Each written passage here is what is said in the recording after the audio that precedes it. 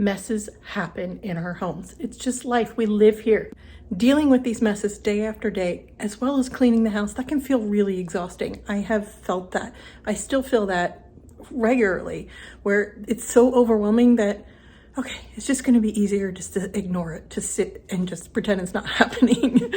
Reframing our mindset about messes and redefining what that mess might mean or the message that might be in there and turning it into something positive, backing it up with systems and routines and simplifying what we have helps us get through that. It certainly helps me, and I want to share that with you in this video.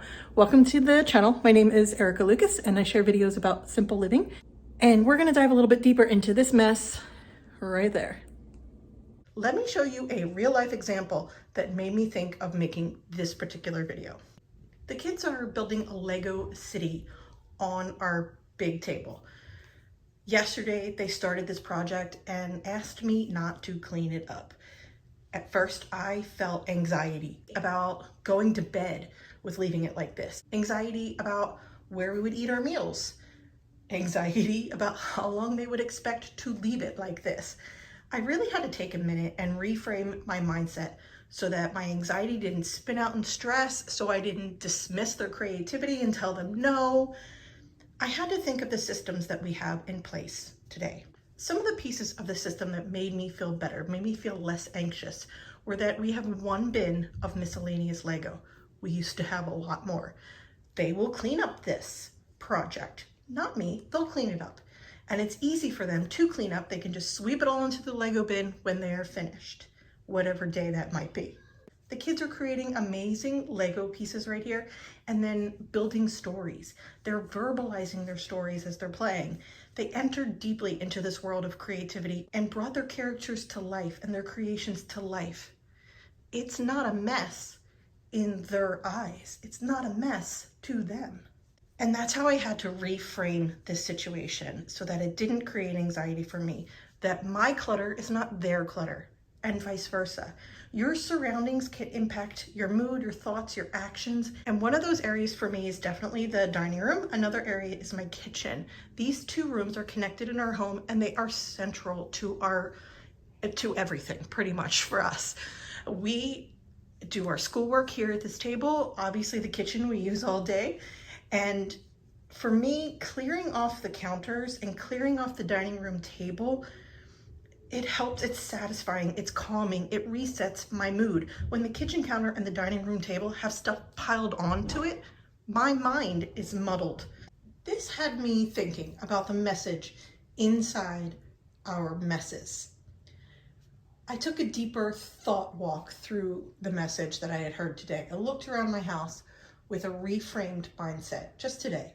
They felt safe at home to play and be by themselves.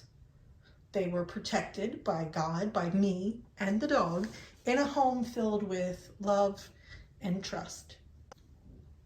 Later on today, they're going to play with friends at swim class, and they're going to learn together within a group.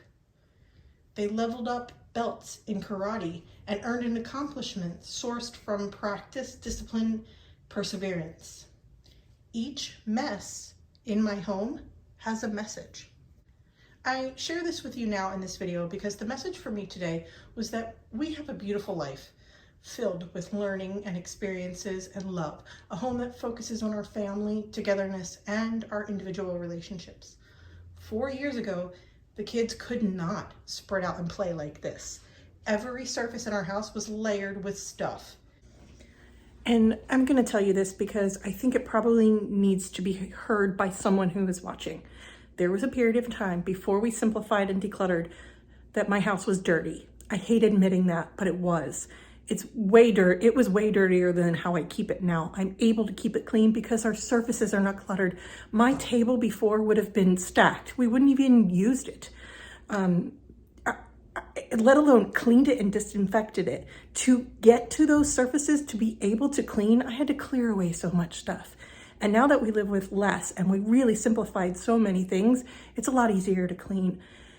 And I say that because maybe you're in a place that you don't feel that way. And simplifying made me feel that way. And reframing how I feel about messes, because they're gonna happen, accepting that messes happen, was a big part of my progression through minimalism and simple living. And I want to share that with somebody who might need to hear that today.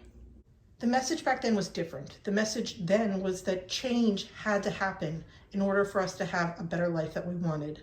And clutter remains a trigger for me now. Even today, with all of the simplification and getting rid of thousands of things, clutter still is a trigger for me, for anxiety, for stress, for discontent. And how I deal with it now is a lot different than how I used to deal with it. I used to not deal with it. We just lived with the mess. We lived in a dirty house. We didn't have processes and systems and routines in place to deal with this kind of thing.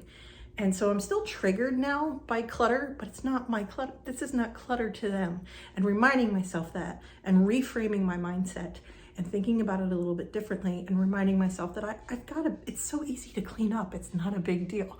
And I have to have those internal conversations with myself to process the anxiety that stems from clutter, because I live with people. I live in a house. We live here. We use the things that we own, and we own so much less now than we did before that we use everything very regularly. It becomes apparent quickly when something is in our house that we don't use, need, or love, or want. It's obvious. And that's a really great place for us to be at now, because before I could not see, and everything was just clutter. I could not see something for the value that it did or did not have for us. Systems and routines work. Owning less helps too, and managing one bin of miscellaneous Legos is part of our toy organization system. Our daily tidy routine makes sure toys are going to get picked up before they go on their devices in the afternoon. Lego City will be an exception until they have finished it, and that's just something I need to allow. The Lego bin is the boundary for miscellaneous Lego. When we have more Lego than we have space in this bin, the bin gets decluttered to fit the boundary. The bin has a home. It has a designated spot on the toy shelf. And when it is out being played with somewhere in the house, it's obvious there's a missing spot on the toy shelf. We do have more Lego than we have in this one bin. Kits are kept separately in zip bags under our coffee table. Assembled kits are displayed in their bedrooms. That's their choice. That's how they like to do it. And that's an extension of the system and how we manage Lego specifically. The whole thing is a system for how we deal with Lego in our house. Focusing on how our home feels and functions instead of how it looks is part of simple living in my family.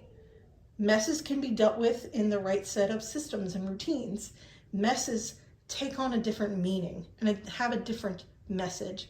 And changing how I see a mess changes how I feel about it too.